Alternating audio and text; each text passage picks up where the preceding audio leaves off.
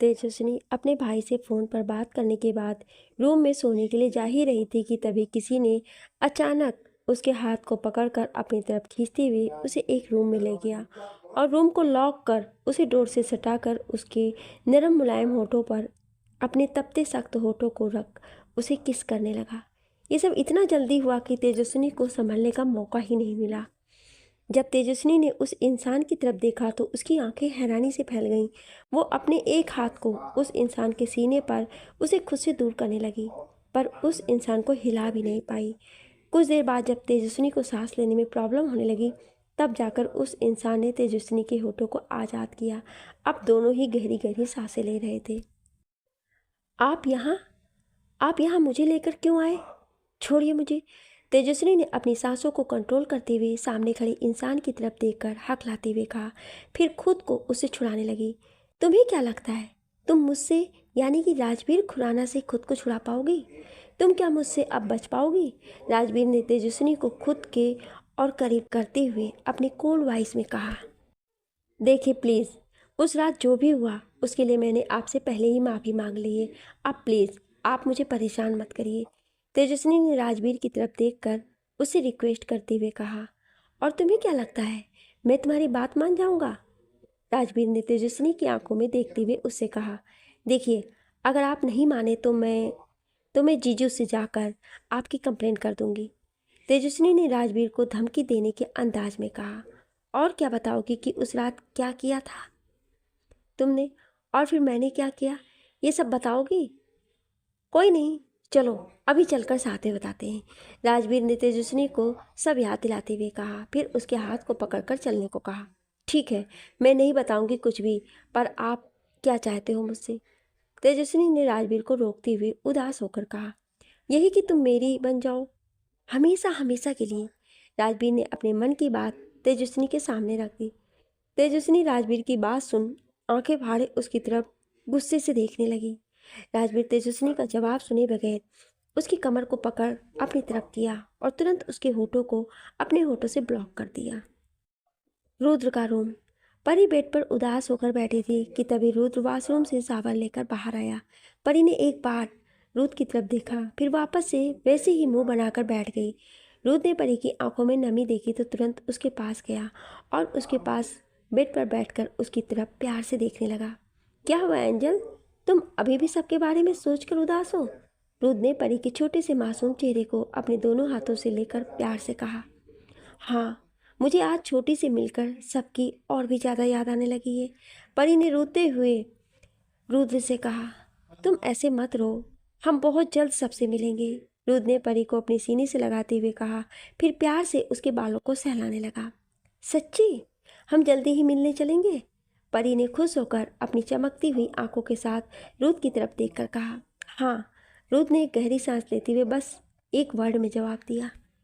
अच्छा, अब तुम यूँ रोना बंद करो।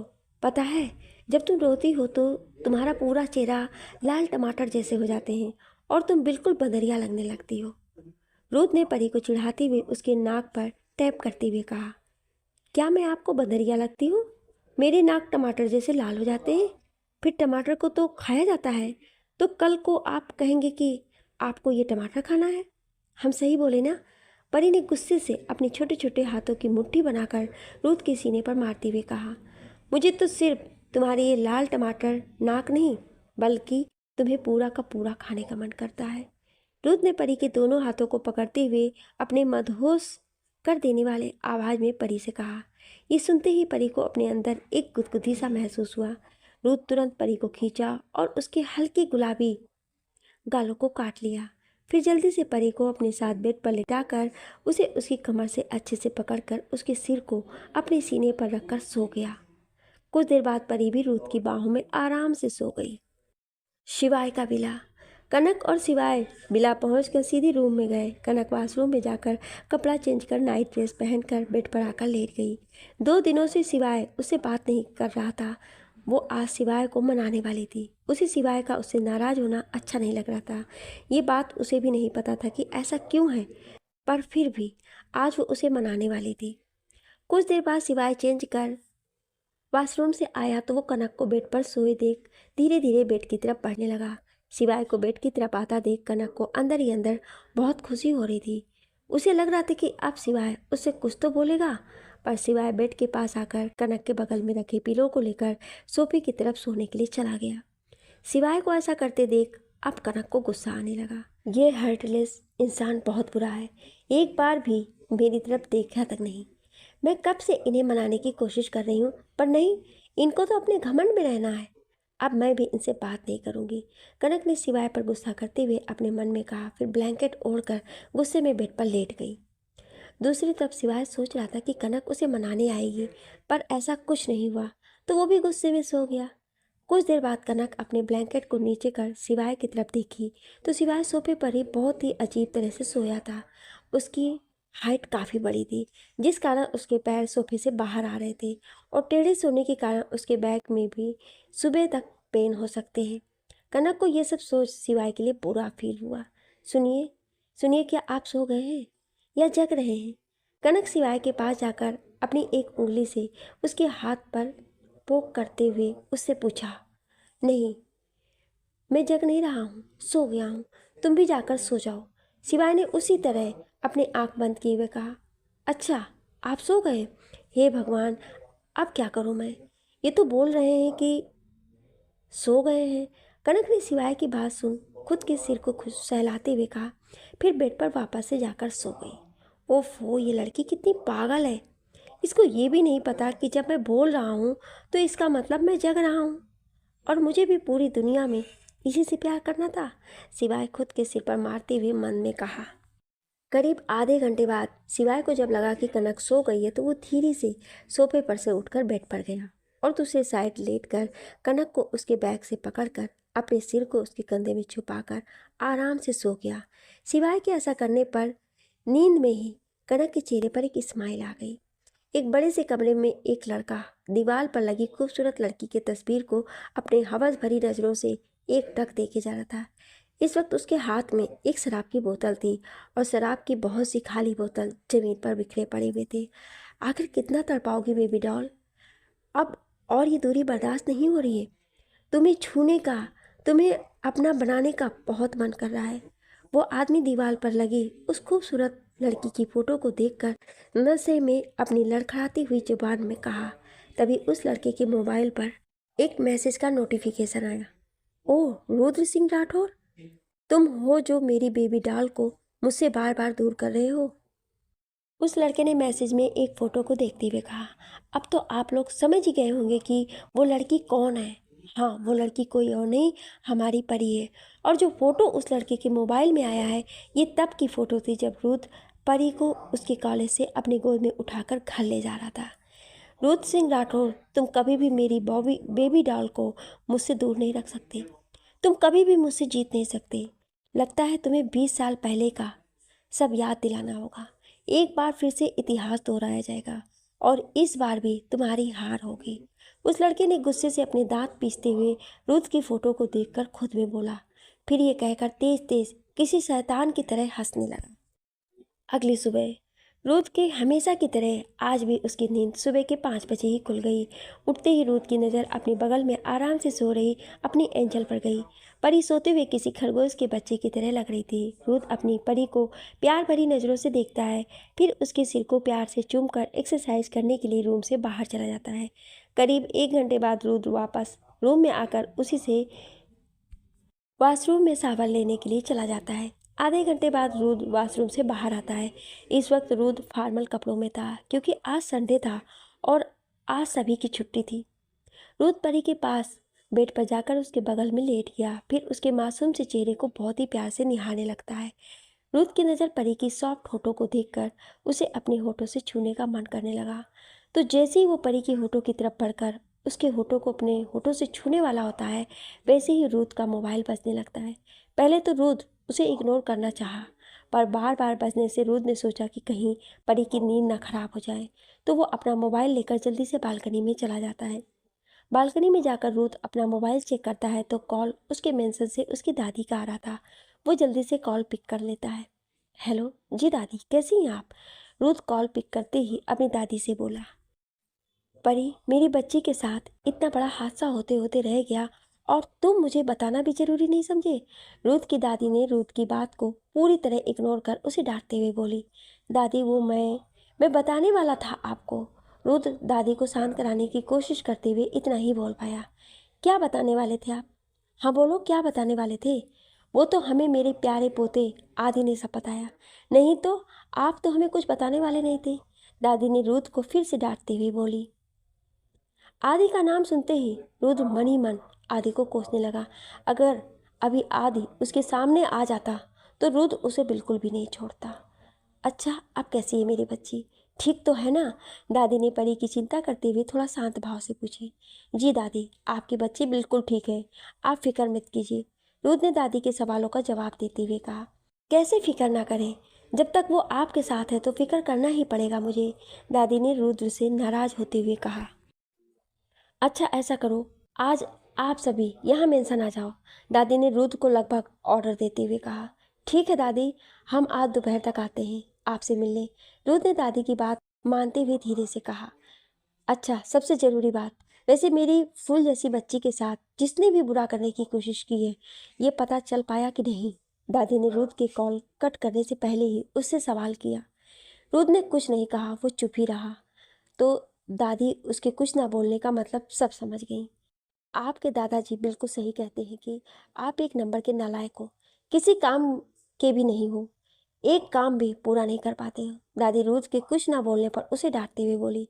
दादी तो आज मानो सुबह सुबह ही रुथ जी की क्लास लेने लगी थी, उसे डांटते हुए बस बोले ही जा रही थी और बेचारा रुथ चुपचाप अपनी दादी की डांट सुन रहा था और मन ही मन आदि को कोस रहा था। किसी भी तरह जल्द से जल्द सब पता करिए आप, और हाँ, जिस किसी ने भी ये किया हो उसे पकड़कर ऐसी सजा दो कि उसकी रूह तक कांप जाए। आखिर उसकी हिम्मत भी कैसे हुई राठौर खानदान की बहू को हाथ लगाने की? दादी ने गुस्से से अपने दांत पीसते हुए रुथ को ऑर्डर देते हुए कहा। वैसे तो दादी बहुत ही शांत स्वभाव की हैं, पर जब बात उनके परिवार की आती है तो वो उतनी गुस्से वाली हो जाती हैं। वो अच्छों के साथ बहुत अच्छी हैं, पर बुरे लोगों के साथ उतनी ही खतरनाक। हाँ दादी, रुद्र ने दादी के ऑर्डर को मानते हुए बस इतना ही कहता है। मुझे पता है मेरा पोता सब कुछ अच्छे से संभाल लेगा, दादी ने इस बार रुद्र की तारीफ करते हुए कहा। रुद्र ने इस बार कुछ नहीं कहा, वो समझ गया कि उसकी दादी कितनी चालाक है। उन्हें अच्छे से पता है कि सामने वाले को कैसे डील करते हैं। कुछ देर और बातें करने के बाद रुद्र ने कॉल कट कर दिया। कॉल कट करने के बाद रुद्र ने एक गहरी सांस ली। इस वक्त उसे भी उन लोगों पर बहुत गुस्सा आ रहा था जिन्होंने उसकी प्यारी एंजल को हाथ लगाने की हिम्मत की थी। गुस्से से उसकी आंखें धीरे धीरे लाल होने लगी थी। वो बालकनी से ही रूम में बेड पर आराम से सो रही परी की तरफ देखा, फिर खुद को शांत करने के लिए एक लंबी सांस ली और अपनी आंखों को बंद कर लिया। कुछ देर बाद वो रूम में आया। रुद्र दीवार पर टंगे घड़ी की तरफ देखा जहाँ 8 बज रहे थे। रुद्र परी के पास जाकर प्यार से उसके सिर को सहलाने लगा।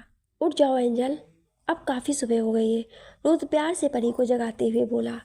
नहीं, आज तो संडे है, सोने दीजिए मुझे, परी बेड पर ही कसमसाते हुए रुथ को मना करते हुए बोली।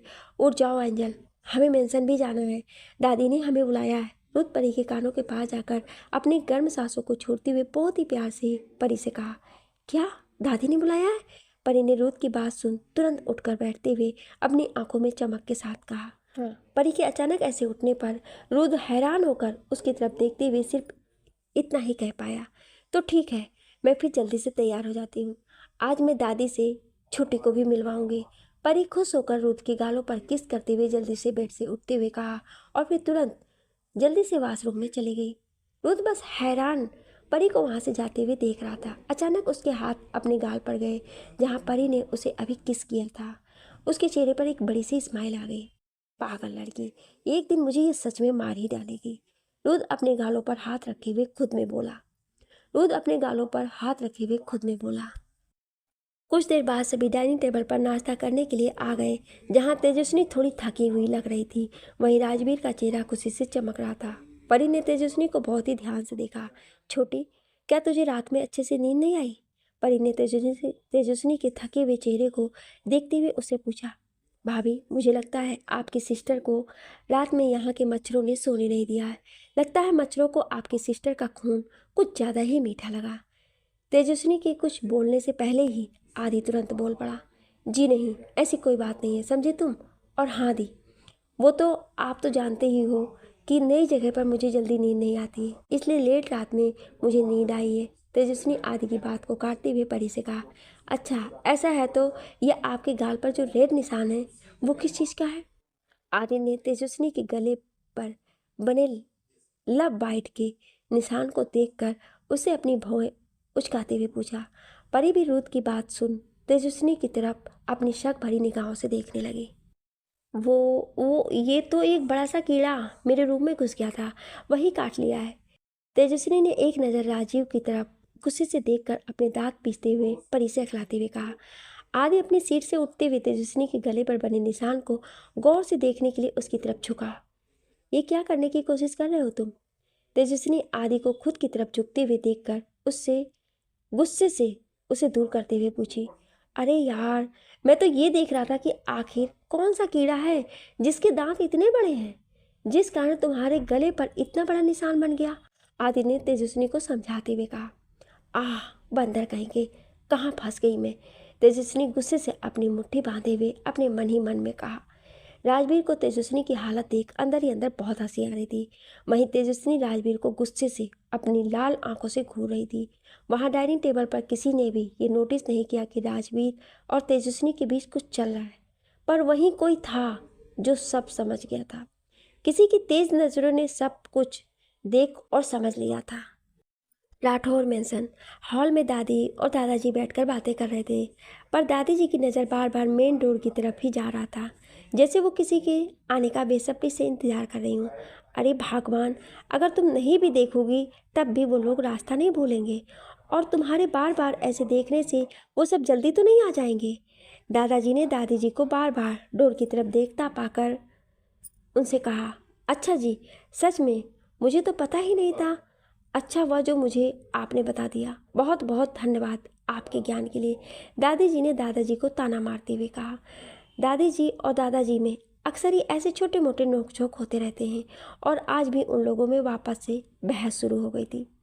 अचानक बहुत सी गाड़ियां आकर राठौर मेंशन के सामने रुकी।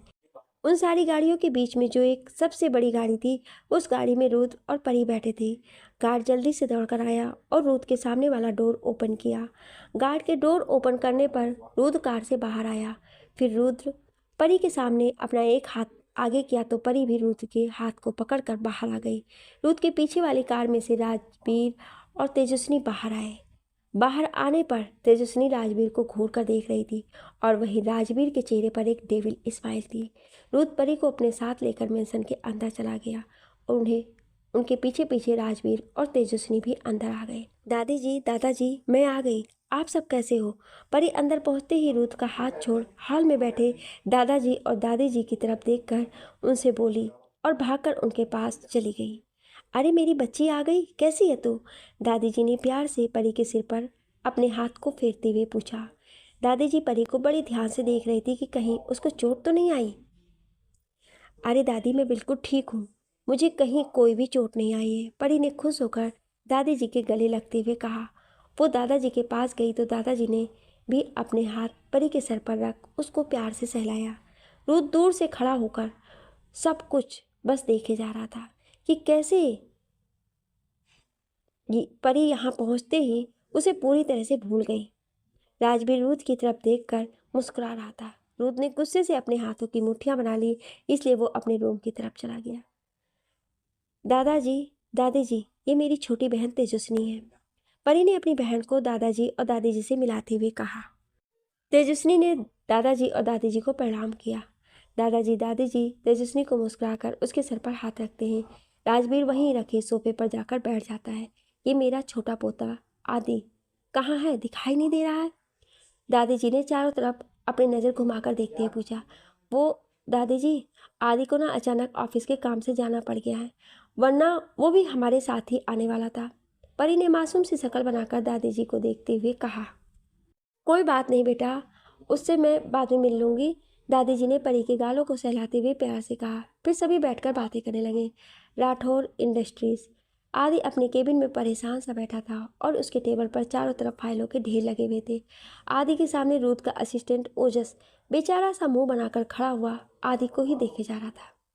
ये मैं इतनी सारी फाइलों को आज भर में कैसे पूरा करूँगा? आदि ने अपने सर पर हाथ रखकर ओजस की तरफ देखकर कहा। सॉरी आदि सर, लेकिन बॉस का स्ट्रिक्ट ऑर्डर है कि आपको ये सारी फाइलें आज ही कंप्लीट करनी है। ओजस ने आदि को रूट का ऑर्डर सुनाते हुए कहा। क्या पूरे 1 साल से किसी ने कोई काम नहीं किया है इस कंपनी में, जो मुझे इतनी सारी फाइलें एक साथ करने के लिए मिल गया? आदि ने सारी फाइलों को ढेर देखते हुए ओजस से पूछा। हेलो भाई, इतने सारे काम में नन्ही सी जान एक दिन में कैसे पूरा करूँगा? क्या आपको अपने इस छोटे से प्यारे से क्यूट मासूम भाई पर जरा भी तरस नहीं आता? आदि ने बच्चों जैसे मुंह बनाकर रूथ को फ़ोन लगाकर उससे कहा। ये तो तुम्हें दादी को परी के बारे में सारी इन्फॉर्मेशन देने से पहले सोचना चाहिए था। अभी तो एक छोटी सी पनिशमेंट है तुम्हारे लिए, रूथ ने अपने कोल्ड वॉइस में आदि से कहा। आदि समझ गया कि रूथ उससे बदला ले रहा है। जो उसने दादी को सब कुछ बता दिया, उसी का बदला रूथ उससे ले रहा है। अब वो सोचने लगा कि कैसे खुद को बचाए। तभी उसके दिमाग में एक आइडिया आया। भाई, आपको ये डर नहीं कि मैं दादी से आपकी कंप्लेंट कर दूंगा? आदि ने रूथ को डराने की कोशिश करते हुए उससे कहा। ओजस को फ़ोन दो। रूथ ने आदि की बात को इग्नोर करते हुए उसे अपने डीप वॉइस में कहा। आदि ये सोचकर खुश हो गया कि उसका भाई उसकी धमकी से डर गया। वो खुद को शाबाशी देने लगा। आदि खुश होकर ओजस की तरफ अपने फ़ोन को देकर आराम से चेयर पर अपने सिर को टिकाकर बैठ गया। आदि की पनिशमेंट डबल कर दो और टाइम पीरियड भी कम कर दो, रुद्र ने अपने कोल्ड वॉइस में रोजस से कहा। फिर बिना कुछ सुने कॉल कट कर दिया। क्यों, क्या बोले भाई? डर गए ना मुझसे? मेरी सारी पनिशमेंट ख़त्म करने के लिए कहा है ना? आदि ने एटीट्यूड से अपने शर्ट के कॉलर को ऊंचा करते हुए कहा। ओजस की तरफ देखकर एटीट्यूड में कहा और फिर अपनी कार की चाबी लेकर चेयर पर से उठकर बाहर की तरफ जाने लगा। सर ने आपकी पनिशमेंट डबल करने के लिए कहा है और साथ में टाइम पीरियड भी कम करने के लिए कहा है। ओजस ने आदि को चेयर से उठकर बाहर जाते देख उसको रोकते हुए कहा। बेचारा आदि। जहां अभी कुछ सेकंड पहले उसके चेहरे पर खुशी की चमक दिखाई दे रहे थे, वहीं अब रूथ की पनिशमेंट सुनकर उसको 440 वोल्ट का झटका लगा और वो अपनी जगह पर ही धड़ाम से बेहोश होकर नीचे गिर गया। ये देखकर ओजस का मन कर रहा था कि वो अपना सिर कहीं दीवार पर दे मारे। ये दोनों भाई मुझे छुट्टी वाले दिन भी चैन से जीने नहीं देते हैं। आज बड़ी मुश्किल से वो अपनी गर्लफ्रेंड के साथ डेट पर जाने वाला था, पर मेरे डेविल बॉस ने वो भी पूरा नहीं होने दिया। ओजस ने जमीन पर गिरे आदि की तरफ देखते हुए अपने मन ही मन में कहा। Rathore mention. Rathore mention. Lunch time में सभी ने एक साथ लंच किया। फिर दादाजी दादी जी अपने रूम में आराम करने के लिए चले गए। राजवीर के साथ स्टडी रूम में जाकर अपना काम करने लगा। परी और तेजस्विनी हाल में बैठकर टीवी देखने में मगन हो गए। टीवी पर एक पारिवारिक सीरियल आ रहा था जिसमें एक लड़की अपने गांव से भाग गई थी और शहर में आने पर एक अमीर आदमी ने उसे शादी कर ली। लड़की के घर वाले लड़की से बहुत नाराज़ थे। 1 साल बाद जब वो लड़की अपने पति के साथ अपने घर वालों से मिलने के लिए गई तो किसी ने उसे अंदर तक नहीं आने दिया। जब सब ने उस लड़की की गोद में उसका बच्चा देखा तो वो सभी अपना गुस्सा भूलकर उस लड़की को माफ़ कर दिए। सीरियल देखते समय पहले तो परी बहुत ज़्यादा इमोशनल हुई, फिर बाद का सीन देखकर खुश हो गई। परी बहुत ही ध्यान से इस सीरियल को देख रही थी। इस सीरियल को देखते हुए उसके दिमाग में भी कुछ चल रहा था। Study room. रूथ सोफे पर बैठकर अपने लंबी लंबी गोरी उंगलियों को लैपटॉप पर जल्दी जल्दी कुछ टाइप कर रहा था। तभी उसके मोबाइल पर किसी की कॉल आई। उसने मोबाइल उठाकर देखा और इसमें फ्लैश हो रहा नंबर को देखकर तुरंत कॉल पिक किया। कॉल उठाते ही सामने वाले की बातों को सुनने लगा। जैसे जैसे सामने वाला कुछ बोल रहा था, रूथ के चेहरे के भाव भी बदलते जा रहे थे। रूथ की आंखें लगभग गुस्से से लाल होती जा रही थी। वो जहाँ कहीं भी हो उसे उठा लो और अपने अड्डे पर ले जाओ, मैं शाम तक आता हूँ। रूथ ने गुस्से से दांत पीसते हुए सामने वाले आदमी को ऑर्डर देते हुए कहा, फिर बिना कुछ सुने कॉल कट कर दिया। इस वक्त रूथ के चेहरे पर इतना गुस्सा था कि कोई भी उसे देखे तो डर जाए। रूथ इस समय शैतानों का राजा दिखाई दे रहा था। परी टीवी पर जो सीरियल देख रही थी उसे वो सीरियल बहुत पसंद आया और सीरियल देखते देखते उसके दिमाग में भी कुछ चल रहा था। अचानक ही उसके मुंह से एक चीख निकली। क्या हुआ दी, आप इतना क्यों चीखी? परी के बगल में बैठी उसकी बहन तेजस्विनी ने उसे चीखते सुन पूछा।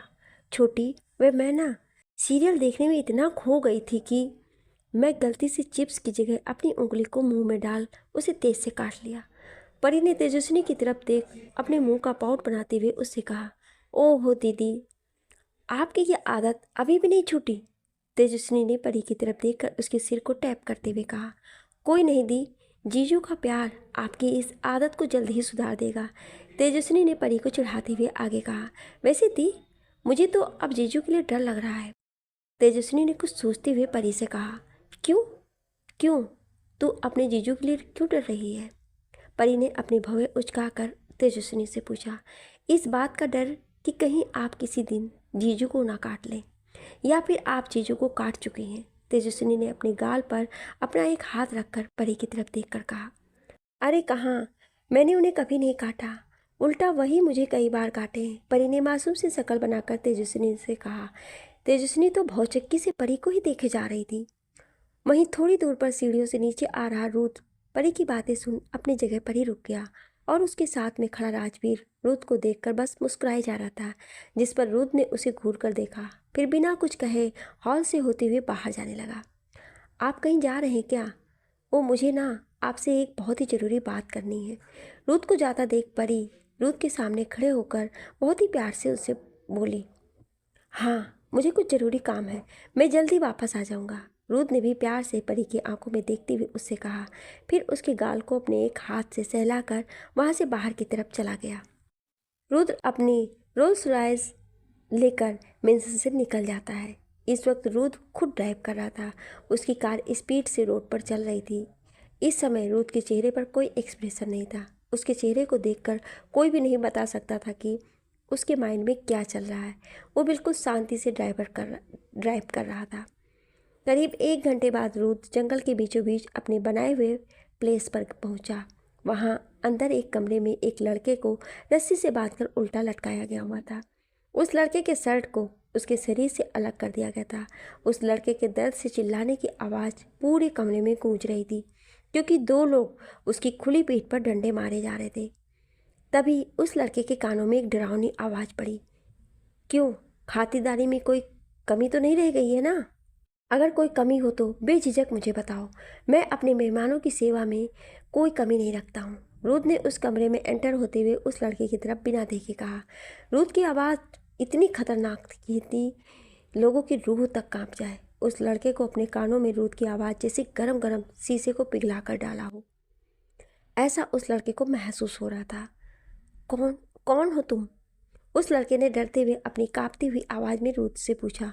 वो लड़का उल्टा लटका हुआ था, इस कारण वो रूथ का चेहरा नहीं देख पा रहा था और रूथ भी उस लड़के की तरफ अपनी पीठ करके खड़ा था। मैं वो हूँ जिसकी ज़िंदगी, जिसके रूह पर तूने अपनी गंदी नज़र डाली और फिर उसका किडनैप करवाने की कोशिश की। रूथ ने अपनी कड़क आवाज़ में उस लड़के से कहा। फिर रूथ ने अपने एक आदमी को अपनी काली गहरी आंखों से कुछ इशारा किया। क्या नाम है तुम्हारा? हाँ याद आया, अखिलेश खन्ना, यही नाम है ना तुम्हारा? रूथ ने अपने सिर पर अपनी एक उंगली से टैप करते हुए सोच कर कहा। सुना है कॉलेज में बहुत फेमस हो, बहुत घमंड है तुम्हें अपने चेहरे पर, तो मैं आज इस घमंड को दूर कर देना चाहता हूँ। रूथ ने अखिलेश से अपनी सरकास्टिक स्माइल में कहा। वो लड़का रूथ के कहने का मतलब थोड़ा थोड़ा समझ गया था। अब उसे अंदर ही अंदर बहुत डर लग रहा था। तभी वहाँ रूथ का एक आदमी, जिसे रूथ ने कुछ लाने का इशारा किया था, वहाँ आया। उसके हाथ में एक कपड़े का पैकेट था। उस पैकेट में बहुत सारे छोटे छोटे जंगली चूहे थे। रूथ ने अपने उस आदमी को देखकर फिर से कुछ इशारा किया। रूथ के इशारे तो समझ वो आदमी चूहे से भरे पैकेट को उस लड़के के मुंह के पास लेकर गया। चूहे से भरे पैकेट को देखकर अखिलेश डर से कांपने लगा। नहीं नहीं, प्लीज़ मुझे। अखिलेश डर से कांपते हुए बस इतना ही बोल पाया था कि रूथ का आदमी उस चूहे से भरे पैकेट को उसके मुंह पर बांध दिया। अखिलेश अब दर्द से छटपटाने लगा, पर किसी ने उस पर कोई भी तरस नहीं दिखाया। रूथ की डिक्शनरी में माफ़ी शब्द की कोई जगह ही नहीं है, मेरी डिक्शनरी में सिर्फ सजा है। रूथ ने अखिलेश को छटपटाते देख अपने मन ही मन में कहा। लगभग 15 मिनट बाद उस पैकेट को खोल देना और इस लड़के को जंगल में फेंकवा देना। रूथ ने वहाँ से जाते समय अपने एक आदमी को इंस्ट्रक्शन देते हुए कहा, फिर वहाँ से सीधे अपने मेंशन के लिए निकल गया। रात 8 बजे सभी डाइनिंग टेबल पर बैठकर डिनर कर रहे थे। रूथ भी मेंशन आ गया था तो वो भी सबके साथ वहाँ बैठा हुआ था। दादी रूथ की तरफ इस तरह से देख रही थी मानो वो अपने किसी सवाल का जवाब मांग रही हूँ। तभी रूथ ने दादी की तरफ देखकर अपने आंखों से इस तरह से इशारा किया मानो अपने इस इशारे में वो बता रहा हो कि आपका कहा काम पूरा हो गया है।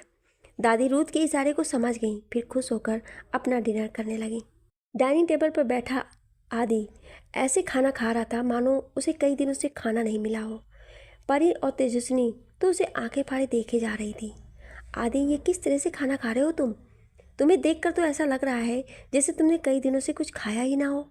दादाजी ने आदि के खाने के तरीके को देखकर उसे लगभग डांटते हुए कहा, दादाजी आप मुझे आज मत रोकिए, मुझे बहुत भूख लगी है। आदि ने खाना को मुंह में डालते हुए जल्दी से बोला और वापस से खाना खाने लगा। क्या तुमने आज सुबह से कुछ नहीं खाया है आदि बेटा? दादाजी ने प्यार से आदि से पूछा। नहीं दादी, मैं बस दोपहर में 4 आलू के पराठे, 1 कटोरी गाजर का हलवा और शाम में सिर्फ 2 ब्रेड पकोड़े और 2 गिलास ऑरेंज जूस पिया है। आदि ने बच्चों जैसा मुंह बनाकर दादी जी के पूछने पर उनसे कहा, फिर वापस से जल्दी जल्दी अपना खाना खाने लगा।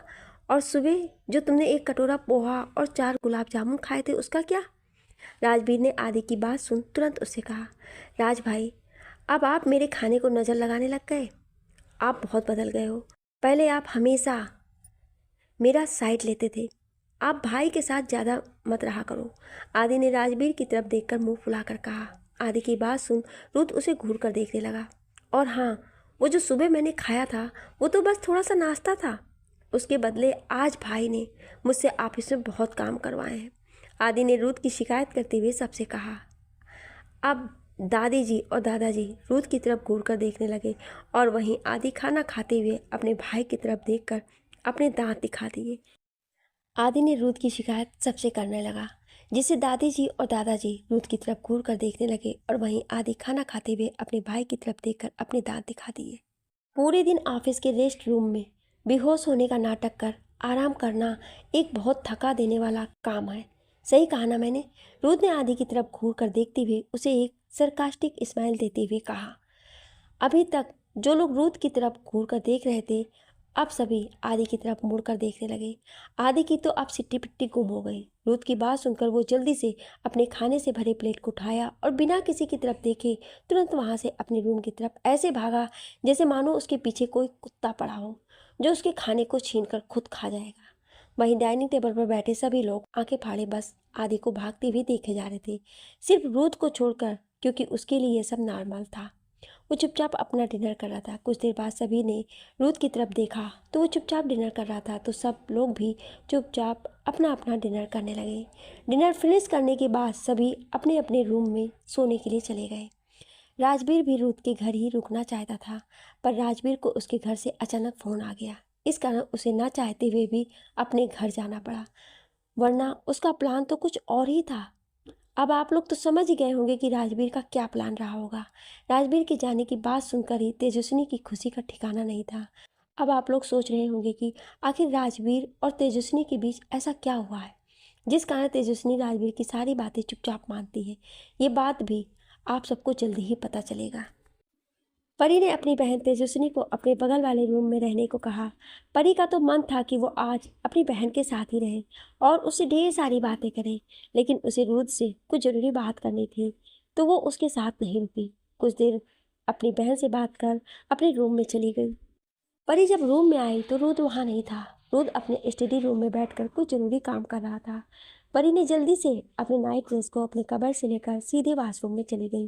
थोड़ी ही देर बाद परी वॉशरूम से सावन लेकर अपनी नाइट ड्रेस को पहने हुए बाहर आई और मिरर के सामने बैठकर अपने बाल बनाने लगी। इस वक्त परी के दिमाग में कुछ चल रहा था। वो अपने बाल तो बना रही थी पर उसका ध्यान कहीं और था। क्या करूं, क्या करूं, ये बात मुझे इनसे करनी चाहिए या नहीं? परी अपने बालों को ठीक कर रूम में इधर से उधर घूमते हुए खुद में कहा। अब आप लोग तो जानते ही हैं, जब परी किसी बात को लेकर परेशान होती है तो ऐसे ही रूम में इधर से उधर चक्कर काटती रहती है। आज भी परी ऐसे ही रूम में इधर से उधर घूमते हुए अपने नाखूनों को दांतों से कुरेदते हुए खुद में बोले जा रही थी। वो परी, तुझे उन्हें ये बात पूछना ही होगा और ये पूछने पर ही तो तेरी प्रॉब्लम सॉल्व होगी। परी अपने सिर पर चपत लगाते हुए खुद में दोबारा बोली। वो इसी तरह इधर से उधर घूमती रही और बार बार डोर की तरफ अपनी नजरें बनाए हुई थी। कुछ ही देर बाद रूम का डोर ओपन हुआ और रूथ अंदर रूम में आया। रूथ के आते ही परी दौड़कर रूथ के पास गई और तुरंत ही उसे गले लगा ली। परी के ऐसा करते ही रूथ तो चौंक गया। उसे तो कुछ समझ में नहीं आ रहा था कि परी को अचानक क्या हो गया है। तभी परी तुरंत रूथ से दूर होकर जल्दी से डोर के पास जाकर उसे लॉक कर दिया। रूथ को परी का बिहेव थोड़ा अजीब लगा, पर वो कुछ नहीं बोला। फिर परी ने जल्दी से रूथ के हाथ को अपने हाथों में पकड़कर उसे बेड के पास ले आई और बेड पर बिठाकर खुद भी उसके बगल में बैठ गई। रूथ परी के एक एक एक्शन को बहुत ही ध्यान से देख रहा था, पर खुद से कुछ नहीं कर रहा था। क्या करूं? कहाँ से शुरू करूं? कैसे शुरू करूं? परी रूथ की तरफ देखते हुए अपने मन ही मन में बोली, क्या तुम कुछ पूछना चाहती हो? रूथ ने परी के बार बार बदलते चेहरे को देखकर उससे पूछा। हाँ, पूछो। रूथ ने शांत भाव से परी से कहा, फिर टेबल पर पानी की बोतल को उठाकर उसे पीने लगा। ये बताइए, मुझे बेबी कब होगा? परी ने अपने पेट पर अपने एक हाथ को रखकर उसे प्यार से सहलाते हुए रूथ से पूछा। रूथ जो कि अभी पानी पी रहा था, एक झटके में उसके मुंह का सारा पानी बाहर आ गया। अरे क्या हुआ? मैंने ऐसा भी क्या पूछ लिया जो आप ऐसे रिएक्ट कर रहे हैं? परी ने रूथ के मुंह को नैपकिन से साफ करते हुए रूथ से कहा। सच में ये लड़की एक दिन मुझे ऐसे ही झटके देकर मार डालेगी। मुझे भी पूरी दुनिया में यही लड़की प्यार करने के लिए मिली। तुम्हारे दिमाग में आज बच्चे वाली बात कहाँ से आ गई? रूथ ने परी के बच्चा के बारे में पूछने पर उसकी तरफ अपनी छोटी आंखें करके पूछा। अरे ये कौन सा सवाल हुआ? सबको शादी के बाद बच्चा होता है, तो मैंने भी पूछ लिया कि मुझे कब होगा बच्चा। परी बच्चों जैसा मुंह बनाकर रूथ से बोली। वो सब आप मुझे ये बताइए कि मुझे कब होगा बच्चा। मेरी भी शादी हो गई है तो मुझे भी होना चाहिए बच्चा। परी ने रूथ के कुछ ना बताने पर दोबारा उससे पूछा। आज तुम्हें नींद नहीं आ रही है क्या? कल सुबह तुम्हें कॉलेज भी जाना है एंजल। चलो सोते हैं। रूथ ने एकदम से परी की बात को इग्नोर कर उसे सोने के लिए कहा। फिर परी के हाथ को पकड़कर अपने साथ बेड की तरफ ले जाने लगा। नहीं, आज मुझे पहले ये पता करना है कि मुझे बच्चा कब होगा। परी ने रुद्र से जिद करते हुए उससे अपने हाथ को छुड़ाते हुए कहा। सिर्फ शादी कर लेने से बच्चा नहीं आता है। रूथ परी के जिद करने पर उसके गालों को अपने हाथों में भरकर प्यार से कहा। तो फिर कैसे आता है बच्चा? परी ने रूथ की आंखों में देखते हुए अपनी नीली आंखों को बार बार झपकाते हुए पूछा। रूथ कुछ नहीं बोला और चुपचाप बेड की तरफ चला गया। फिर बेड पर बैठकर अपना मोबाइल चलाने लगा। उसे देखकर ऐसा लग रहा था जैसे उसने कुछ सुना ही ना हो। हाँ, मुझे याद आया, मैंने टीवी में देखा कि थी शादी के बाद हस्बैंड वाइफ एक दूसरे को किस करते हैं और साथ में सोते हैं तो उनको बच्चा होता है। परी रूथ के कुछ ना बताने पर अपने मन ही मन में सोचा। परी ने रूथ की तरफ देखा जो चुपचाप अपना मोबाइल चला रहा था। इस वक्त उसके चेहरे पर कोई एक्सप्रेशन नहीं थे, फिर भी वो बहुत ही अट्रैक्टिव लग रहा था। परी ने कुछ देर तक खड़े होकर चुपचाप रूथ के चेहरे की तरफ देखती रही। फिर वो अपने कदम धीरे धीरे रूथ की तरफ बढ़ा दिए। वो रूथ के पास जाकर उसके सामने खड़ी हो गई। रूथ को जब एहसास हुआ कि परी उसके सामने खड़ी है तो उसने अपनी नज़रें ऊपर कर परी के चेहरे की तरफ देखा। फिर उसकी तरफ अपनी आंखों से इशारा किया, मानो पूछ रहा हो, आप क्या हुआ? परी रूथ के इशारे को समझकर बिना कुछ बोले तुरंत रूथ की गोद में जाकर बैठ गई। रूथ की नज़रें परी के चेहरे पर ही टिकी हुई थी। वो परी के चेहरे को देख उसके मन की बात जानने की कोशिश कर रहा था। उसे परी को देखकर ये एहसास हो गया था कि परी के दिमाग में जरूर कुछ चल रहा है। अभी वो कुछ समझ पाता उससे पहले ही परी ने रूथ के गले में अपनी बाहें डाल कर तुरंत अपने सॉफ्ट ठंडे होठों को रूथ के सख्त गर्म होठों से जोड़ लिया। परी के ऐसा करते ही रूथ अपनी जगह जम सा गया। रूथ की आंखें हैरानी से फैल गईं, क्योंकि रूथ को परी के ऐसा करने का बिल्कुल भी उम्मीद नहीं थी। वहीं परी रूथ के होठों को हल्का सा चूमकर दूर हट गई। रूथ अभी भी हैरानी से परी को ही देख रहा था। हाँ, अब मुझे बच्चा जरूर होगा। परी रूथ से दूर होकर खुशी से अपनी आंखें मटकाते हुए बोली। ये कहकर परी रूथ की गोद से उठकर जाने लगी तो रूथ तुरंत परी को उसकी कमर से पकड़कर अपने पास खींचा और अपने एक हाथ को परी की कमर में डाला और अपने दूसरे हाथ को परी के सिर के पीछे रखकर अपने करीब खींचकर उसके सुर्ख लाल होठों पर अपने होठ रख उसे बहुत ही सॉफ्टली चूमने लगा। धीरे धीरे यह सॉफ्ट किस डीप और पैशनेट किस में बदल गया। रूथ अब परी के होठों को ऐसे चूस रहा था जैसे वो उसके होठों के रस को पूरा पी जाना चाह रहा हो। कुछ देर बाद परी को सांस लेने में प्रॉब्लम होने लगी। तब रूथ को ना चाहते हुए भी परी के होठों को छोड़ना पड़ा। परी अब लंबी लंबी सांसें ले रही थी और रूथ की तरफ ना समझी से देख रही थी। कुछ ही देर बाद रुद्र खुद को नहीं रोक पाया और एक बार फिर से परी के होठों को अपनी गिरफ्त में ले लिया। रुद्र किस करते हुए परी के होठों पर हल्का सा बाइट कर लिया, जिससे परी के मुंह से आह निकल गई, जिसका फायदा उठाकर रुद्र अपनी जीभ को परी के मुंह में डाल दिया और उसकी जीभ परी की जीभ के साथ खेलने लगी। लगभग 10 मिनट बाद रुद्र परी के होठों को अपने होठों की गिरफ्त से आज़ाद किया। फिर रुद्र परी के सिर से अपने सिर को जोड़ लिया। दोनों ही गहरी गहरी सांसें लेने लगे। कुछ देर बाद रुद्र परी के खूबसूरत चेहरे की तरफ देखा। परी का चेहरा इस वक्त हल्के गुस्से और शर्म के कारण लाल हो गए थे, जो कि रुद्र को और भी प्यारे लग रहे थे। रुद्र परी की तरफ और ज़्यादा अट्रैक्ट हो रहा था। वहीं परी की सांसें जब नॉर्मल हुई तो रुद्र की तरफ अपनी नीली बड़ी बड़ी आंखों से घूर कर देखी और अपने हाथों का मुक्का बनाकर रुद्र के सीने पर मारने लगी। रुद्र को परी के नाजुक हाथों के मुक्के का कोई असर नहीं हो रहा था। आउच! पर जहाँ रुद्र को मार रही थी वहाँ वो सहलाकर झूठे दर्द का नाटक करते हुए बोला, क्या हुआ? क्या आपको ज़्यादा चोट लग गई? परी परेशान होकर तुरंत रुद्र से पूछी। हाँ, रुद्र अभी भी दर्द का नाटक करते हुए परी से कहा। मैंने तो धीरे से मारा था आपको, दिखाइए मुझे कहाँ लग गई है? परी मासूम सी बच्चों जैसी सूरत बनाकर रुद्र से बोली। फिर जहाँ रुद्र सहला रहा था वहाँ पर देखने लगी। वहीं रुद्र को परी का इस तरह उसका केयर करता देख उसे मन ही मन बहुत अच्छा लग रहा था। साथ ही उसे बहुत खुशी भी हो रही थी कि परी को खुद के लिए इतनी फिक्र करता देख। अब कैसा लग रहा है आपको? परी ने रुद्र के सीने पर सहलाते हुए बहुत ही प्यार से उससे पूछा। इस वक्त रुद्र को परी बहुत ही क्यूट लग रही थी। रुद्र ने बिना कुछ बोले परी के होठों की तरफ देखा। उसका मन उसे फिर से किस करने को हुआ और वो बिना वक्त गवाए परी के सॉफ्ट होठों को अपने होठों से ब्लॉक कर दिया। रुद्र परी के होठों को चूम रहा था। कुछ देर बाद जब परी को सांस लेने में प्रॉब्लम होने लगा तब जाकर रुद्र को ना चाहते हुए भी उसे परी के होठों को छोड़ना पड़ा। रुद्र के छोड़ते ही परी लंबी लंबी सांस लेने लगी तो रुद्र परी को अपने सीने से लगा लिया। ये क्या था? आपने ऐसा क्यों किया? परी रुद्र के सीने से अलग होते हुए हल्की नाराजगी से अपनी नीली बड़ी बड़ी आंखों को बार बार झपकाते हुए उससे पूछा। तुम्हारी रसीले लाल होठ ही मेरे लिए सबसे बड़ा मेडिसिन है। रुद्र ने परी के होठों पर एक बार लाइट किस करके उसके आंखों में प्यार से देखते हुए एक हल्के स्माइल के साथ कहा। रुद्र की बात सुनकर परी की आंखें हैरानी से फैल गईं। रुद्र फिर परी को अपने बाहों में लेकर बेड पर लेट गया। चलो एंजल, अब सो जाओ। इससे पहले कि परी कुछ बोलती रुद्र ने उसे सोने के लिए कहा और रुद्र ने तुरंत अपनी आंखें बंद कर ली। रुद्र को सोता देख पहले परी ने अजीब अजीब से मुंह बनाए, फिर कुछ देर बाद वो भी सो गई। पागल लड़की, एक दिन ये मुझे मार ही डालेगी। जब परी कुछ देर तक बिल्कुल भी रिएक्ट नहीं किया तो रुद्र ने धीरे से अपनी आंखें खोली और परी के सुंदर से चेहरे को अपने हाथों से टच करते हुए मुस्कुराकर कहा। फिर वो भी परी के चेहरे को देखते हुए कुछ देर बाद नींद के आगोश में चला गया। रुद्र और परी दोनों ही सुकून से एक दूसरे की बाहों में सो रहे थे, अपनी जिंदगी में आने वाले खतरे से अनजान। एक अंधेरे कमरे में बैठा एक शख्स अपने सामने दीवार पर लगी परी के खूबसूरत फोटो को देखते हुए अपने हाथ में लिए शराब की बोतल को अपने होठों से लगाकर उसे पिए जा रहा था। उसकी आंखों में पूरा नशा भरा हुआ था। बहुत जल्द बेबी डॉल तुम मेरी बाहों में होगी। अब और ये दूरी मुझसे बर्दाश्त नहीं होता है। तुम सिर्फ मेरी हो, उस रुद्र का तो मैं तुम्हें कभी नहीं होने दूंगा।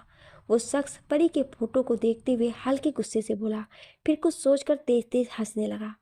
कुछ देर बाद वो शख्स अपने बगल के कमरे में गया जहाँ बेड पर एक सुंदर सी लड़की लेटी हुई थी। उस लड़की ने जब उस शख्स को देखा तो डर से थरथर कांपने लगी। वो शख्स उस लड़की के चेहरे पर डर के भाव को देखकर एक डेविल स्माइल दी। फिर वो शख्स उस लड़की के पास बेड पर गया और बिना समय गंवाए अपने कपड़े को निकाल कर नीचे फर्श पर फेंक कर तुरंत उस लड़की के कपड़े को फाड़ दिए। वो लड़की बार बार उस शख्स के सामने खुद को बचाने की कोशिश करती है पर वो नाकाम रहती है। वो शख्स किसी जानवर की तरह उस लड़की पर टूट पड़ा। फिर उस कमरे में उस लड़की की सिसकियों और रोने की आवाज़ें गूंजने लगीं। अगली सुबह रोज की तरह आज भी रुद्र की नींद सुबह 5 बजे खुल गई। उठते ही उसका ध्यान अपने बगल में आराम से सो रही परी की तरफ गया। वो एक बार प्यार से परी की तरफ देखा, फिर नीचे झुककर उसके माथे को चूमकर सीधे जिम के लिए चला गया। करीब 1.5 घंटे बाद वो जिम से वापस रूम में आया। परी अभी भी आराम से घोड़े गधे बेचकर बच्चों की तरह पिलो को अपने हाथों में लिए सो रही थी। रुद्र एक बार परी की तरफ देखा, फिर सीधे वॉशरूम में चला गया। करीब आधे घंटे बाद रुद्र वॉशरूम से बाहर आया और चेंजिंग रूम में जाकर अपने कपड़े पहनकर तैयार हो गया। फिर परी के पास आकर उसे प्यार से उठाने लगा। उठ जाओ एंजल, वरना आज कॉलेज के लिए लेट हो जाओगी। रुथ ने प्यार से परी के बालों को सहलाते हुए उसे उठाने के लिए उससे कहा। नहीं, प्लीज़ थोड़ी देर और सोने दीजिए ना, परी ने कुनमुनाते हुए नींद में ही कहा। फिर वापस से सो गई। एंजल, अगर अभी 3 तक गिनने तक तुम नहीं उठी तो मैं तुम्हें उठने भी नहीं दूंगा और तुम्हारे साथ मैं भी बेड पर आ जाऊंगा। उसके बाद जो भी होगा उसके लिए मुझे कुछ नहीं कहना। रुथ ने परी के कानों के पास जाकर बहुत ही सिलेक्टिव वॉइस में कहा। 1 2 जैसे ही 3 बोलने वाला था कि तभी परी ने तुरंत अपनी आंखें खोल दी। मैं उठ गई, प्लीज़ आप परेशान ना हो, परी तुरंत बेड से उठते हुए रुथ से बोली और जल्दी से वॉशरूम की तरफ भाग गई। परी को इतनी स्पीड से उठकर जाते देख रुथ को हंसी आ गई। गुड गर्ल, रुथ ने हंसते हुए परी की तरफ देख कर कहा। फिर वो नीचे डाइनिंग टेबल पर चला गया। कुछ ही देर में सभी नाश्ते के लिए डाइनिंग टेबल पर बैठे हुए थे। तेजस्विनी भी सबके साथ बैठकर नाश्ता करती है। नाश्ता करने के बाद रुथ परी के साथ और आदि तेजस्विनी के साथ कॉलेज के लिए निकल जाते हैं। कुछ ही देर में रुथ की कार कॉलेज के सामने रुकती है। अच्छा सुनो, अपना ध्यान रखना और कोई भी प्रॉब्लम हो तो आदि या फिर मुझे कॉल करके ज़रूर बताना। रुथ परी को कार से बाहर जाने से पहले उसे रोककर प्यार से उससे कहा। ठीक है, परी ने रुथ की बात पर अपना सिर हाँ में हिलाते हुए उससे कहा। और मेरी गुड बाय किस कहाँ है? तुम मुझे गुड बाय किस किए बिना ही चली जा रही हो? जाओ, अब मैं तुमसे गुस्सा हूँ। अब जल्दी से मुझे मनाओ, तभी तुम यहाँ से जा पाओगे। रुथ ने बच्चों जैसा मुंह बनाकर परी से शिकायत करते हुए कहा। परी को रुथ का ऐसे बच्चों जैसा मुंह बनाकर बोलता देख उसे हंसी आ गई और वो तेज से हंसने लगी। रुथ परी की हंसी में कहीं खो सा गया। हंसते हुए परी और भी ज़्यादा क्यूट लग रही थी। ओह, आप ऐसे कितने क्यूट लग रहे हैं हब्बी, परी ने रुथ के गाल को प्यार से अपने हाथों से खींचते हुए बोली। फिर जल्दी से रुथ के गाल पर एक किस कर दिया। ये क्या था? ये ऐसे कौन गुड बाय किस अपने हब्बी को करता है? ये तो बेबी किस है। रुथ ने अपने गाल को अपने एक हाथ से टच करके परी से शिकायत करते हुए कहा। तो फिर कैसे करते हैं गुड बाय किस? परी ने अपनी नीली आंखों को बड़ी करते हुए उससे बार बार मटकाकर रुथ से पूछा। रुथ ने तुरंत ही परी के होठों को अपने होठों से ब्लॉक कर उसे पैशनेट किस किया। परी रुथ को ऐसा करने पर उसे घूर कर देखने लगी। ऐसा क्या घूर रही हो वाइफी? मैं तो बस तुम्हें कैसे गुड बाय किस अपने हब्बी को करते हैं ये सिखा रहा था। रुथ ने मासूम सी शक्ल बनाकर परी को खुद को घूरता पाकर उससे कहा। आपने मेरी पूरी लिपस्टिक खराब कर खुद के होठों पर लगा ली है, अब मुझे वापस से लिपस्टिक लगानी होगी, परी ने रुथ से शिकायत करते हुए उससे कहा। यह सुनते ही रुथ ने एक बार फिर से परी के होठों को चूम लिया। अब तो परी को गुस्सा आ गया। वाइफी, तुम्हारे गुलाबी होठों पर अब भी कुछ लिपस्टिक लगे हुए थे, उसे भी मैंने अब मिटा दिया है। रुथ ने परी के गुस्सा को शांत करने के लिए उससे कहा। परी अब गुस्से से रुथ के सीने पर मारने लगी। वाइफी, वैसे तुम बिना लिपस्टिक के ज़्यादा सुंदर लगती हो, तुम्हारे गुलाबी होठों को लिपस्टिक की कोई ज़रूरत नहीं है। रुथ ने परी के हाथों को अपने हाथों में पकड़कर उसे प्यार से कहा। परी रुथ की बात सुनकर शर्म से पूरी लाल हो गई। परी को पूरी लाल होता देख रुथ ने उसे पकड़कर मुस्कुराते हुए अपने सीने से लगा लिया। कुछ देर बाद परी रुथ को बाय कहकर कार का डोर ओपन कर बाहर की तरफ भाग कर गई। उसका पूरा गाल अभी भी शर्म से लाल था। वो जल्दी से भागकर कॉलेज के गेट पर गई, जहाँ पर हमेशा की तरह सोनम खड़े होकर उसका इंतजार कर रही थी। ओए होए, कोई इतना शर्म से लाल हुआ जा रहा है, क्या बात है? कार में लगता है अभी अभी बहुत कुछ हुआ है। सोनम ने परी के शर्म से लाल हुए गाल को देखकर उसे छेड़ती हुए उससे बोली। परी कुछ नहीं बोली, वो चुपचाप अपनी नज़रें नीचे कर खड़ी रही। तभी वहाँ तेजस्विनी और आदि भी आ गए। क्या हुआ? क्या बातें हो रही है? किस बात पर इतना मुस्कुरा रही हो? तेजस्विनी वहाँ आकर सोनम को मुस्कुराता देख उससे पूछा। अरे यार कुछ नहीं, बस तुम्हारी दी के लाल चेहरे को देखकर उससे लाल होने का कारण उससे पूछा। सोनम परी के लाल हुए चेहरे की तरफ इशारा करते हुए तेजस्विनी से कहा। हाँ दी, आप इतनी लाल क्यों हो गई हैं? क्या बात है? जीजा जी ने कुछ ज़्यादा ही परेशान कर दिया है क्या आपको? तेजस्विनी परी के चेहरे को ध्यान से देखती हुई मुस्कुराकर उससे पूछा। तुम लोग ये सब बातें छोड़ो और हमें क्लास के लिए लेट हो रहा है, जल्दी क्लास में चलो, परी ने सबकी बातों को इग्नोर कर क्लास की तरफ जाते हुए सबसे कहा। सभी मुस्कुराते हुए परी के साथ क्लास की तरफ जाने लगे। सभी इस बात से अनजान थे कि कोई दूर से ही उनकी तरफ घूर कर देखे जा रहा है। कोई है जो उन सब की एक एक एक्टिविटी पर अपनी नज़रें बनाए हुए है। आगे की कहानी जानने के लिए सुनिए अगले भाग में। क्या आप अगला भाग सुनना चाहते हैं तो कमेंट में यस ज़रूर लिखिएगा। Thank you.